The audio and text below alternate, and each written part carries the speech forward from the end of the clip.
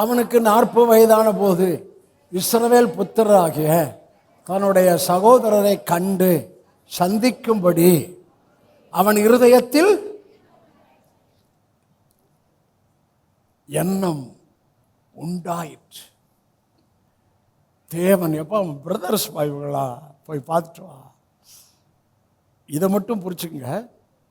ஏன் அவசரப்பட்ட இவன் என்ன பண்ணிட்டான், போகிறப்ப ஒரு எகிப்தியனை ஒரு ஒரு எபிரேயனை ஒரு எகிப்தியன் அடிச்சுக்கிட்டு இருந்தான். இவன் எபிரேயனுக்கு உதவி செஞ்சு எகிப்தியனை கொன்றே போட்டான், க்ளோஸ் பண்ணிட்டான். இதை விட்டுருங்க. ஏன்? அது ஒரு ப்ளஸ்ஸு. இன்னும் 40 வயசு வனாந்திரத்தில் அவர் பிக்சரை வச்சுக்கிறாரு. ஆனால் உங்களுக்கு சொல்கிறேன், எனக்கு சொல்கிறேன், நம்ம வனாந்திரம் முடிந்தது. we are entering the Canaan blessing.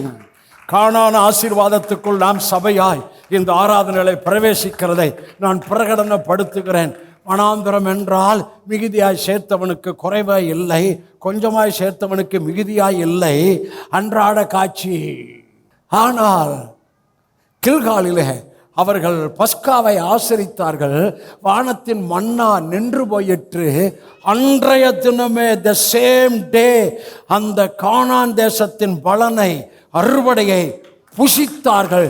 இந்த ஆராதனையில என் சபை மக்களுக்கு, உங்களுக்கு, உங்கள் பிள்ளைகளுக்கு எல்லா பகுதியிலும் கானான் ஆசீர்வாதங்களை பிதா குமாரன் பரிசுத்தாவின் நாமத்தில் பிரகடனப்படுத்துகிறேன்.